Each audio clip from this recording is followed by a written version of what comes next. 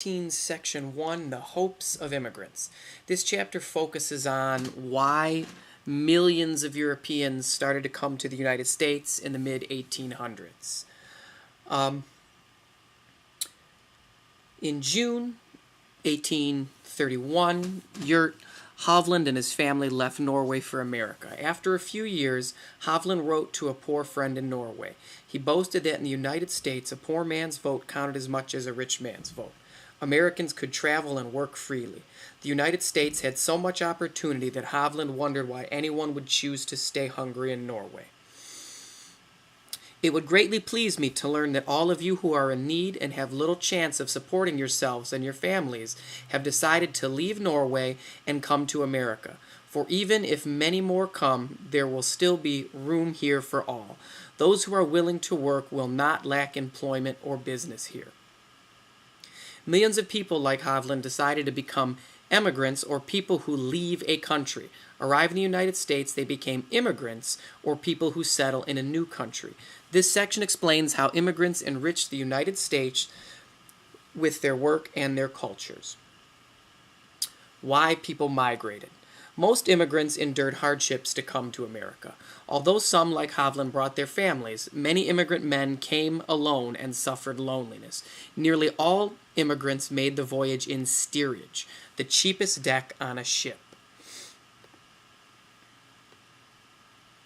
In steerage, hundreds of people lived jammed together for 10 days to a month. Conditions were filthy. Many passengers became ill or died on the journey. Despite the hard passage, immigrants flocked to the United States during the mid-1800s. They came from Britain, Ireland, Germany, and Scandinavia, which is Sweden, Denmark, and Norway, and China. Most came from Europe. What made them come to America? Historians talk about push and pull factors. These forces push people out of their native lands and pull them towards a new place. Push factors include the following. Push factors are always negative things. When you think of push factors, think of things that push you out, that would make you want to leave. Population growth. Better food and sanitation caused Europe's population to boom after 1750, and the land became overcrowded. If you look at a map, Europe is still much smaller than the United States. So we still had lots of empty land, and all the tiny countries in Europe were filling up with people. Agricultural changes. As Europe's population grew, so did cities. Landowners wanted to make money selling food to those cities. New methods made it more efficient to farm large areas of land than to rent small plots to tenants. So landlords forced tenants off the land. In Europe, historically, people were small farmers. They would have a small piece of land, they would farm and sell it in a village. Those people started to lose their jobs. Crop failures. Poor harvests made it difficult for small farmers to pay their debts. Some of these farmers chose to start over in America. Crop failures also led to hunger, causing people to emigrate. Industrial Revolution. Goods produced in factories became cheaper than goods produced by artisans. Suddenly out of work, some artisans took factory jobs, others emigrated. Artisans are skilled workers, people who would have made things by hand. Back in the day, before factories started to mass produce things, if you wanted a tool or a chair or a piece of clothing, you had to have an artisan basically make it custom by hand. These people started to lose their jobs as factories took over in Europe.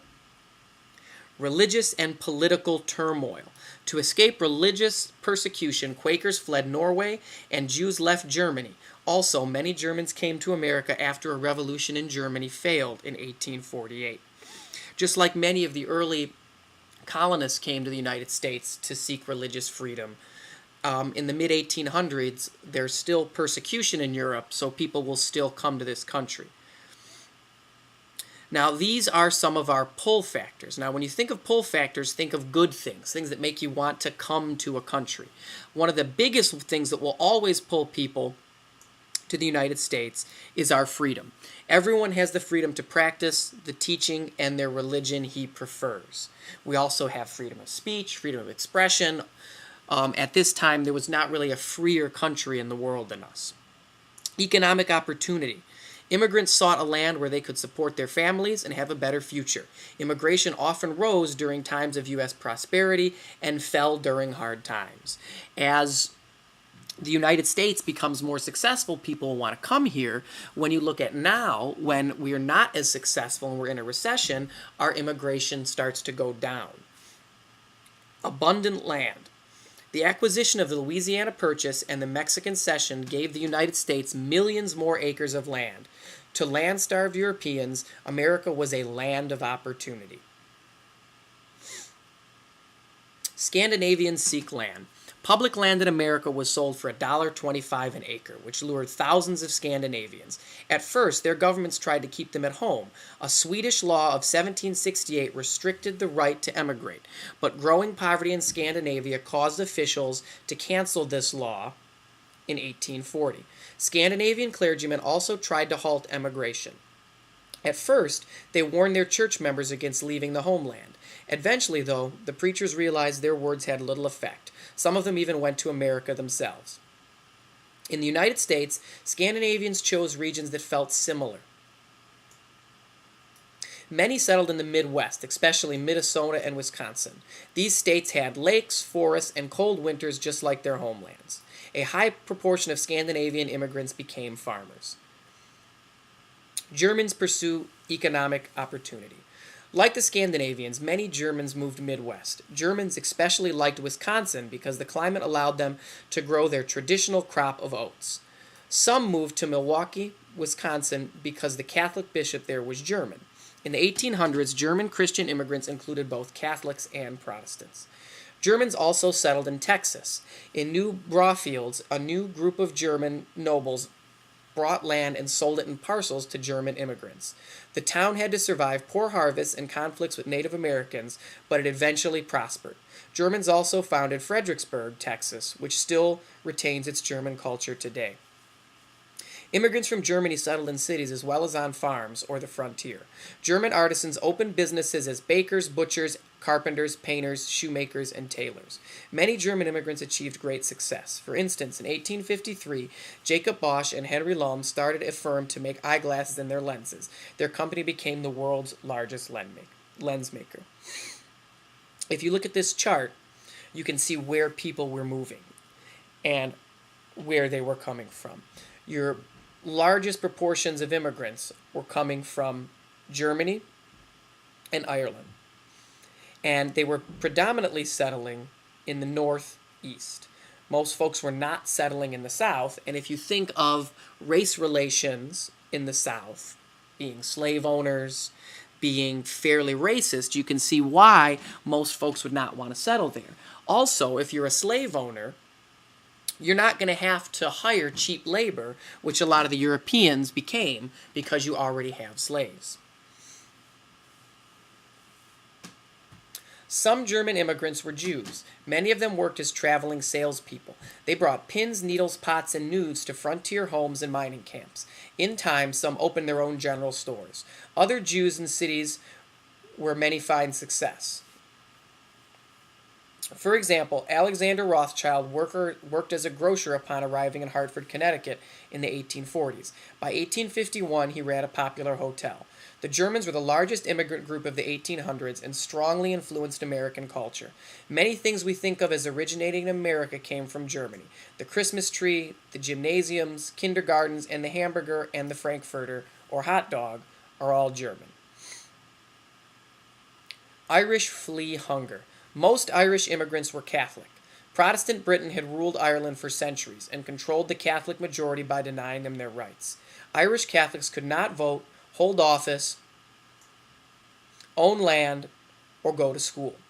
Because of the poverty produced by British rule, some Irish came to America in the early 1800s. Then, in 1845, a disease attacked Ireland's main food crop, the potato, causing a severe food shortage called a famine.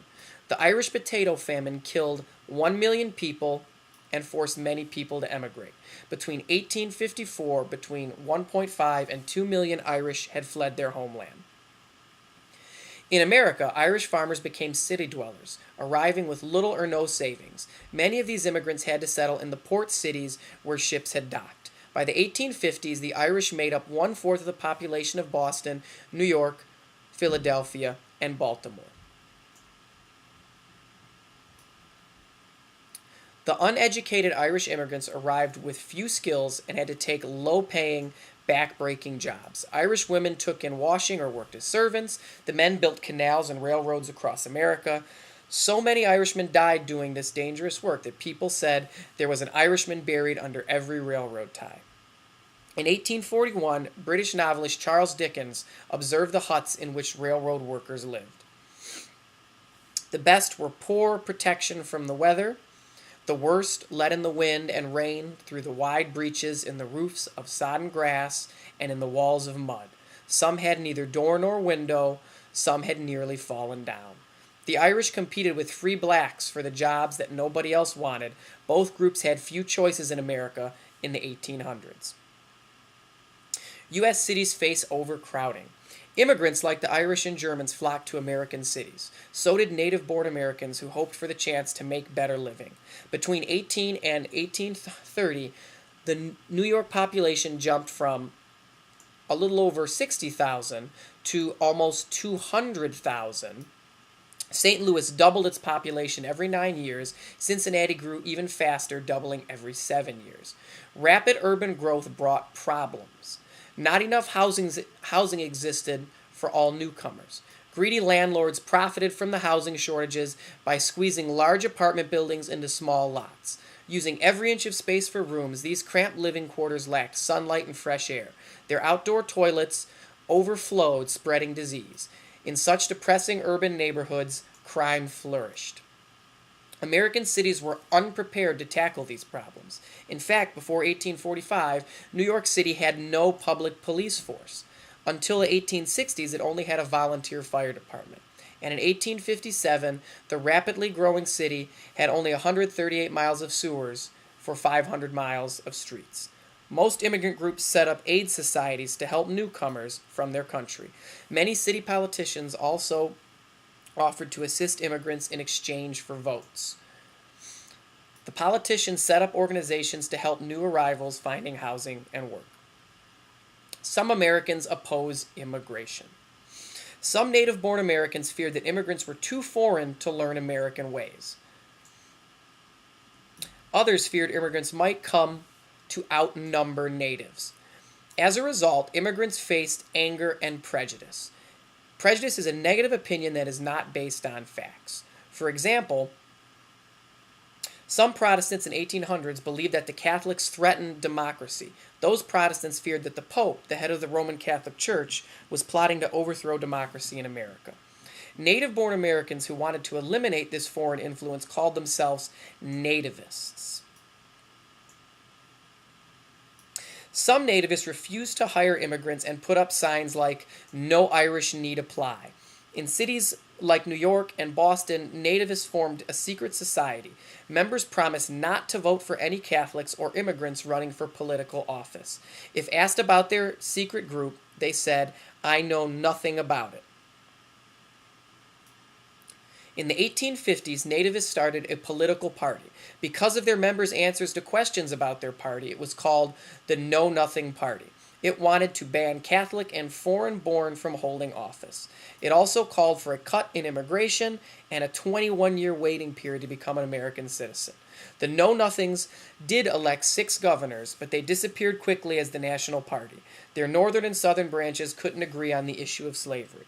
In spite of such barriers as prejudice, the immigrants of 1800s had a strong impact on American culture. Writers and artists of the 1800s also shaped American culture. Section 2 discusses their influences.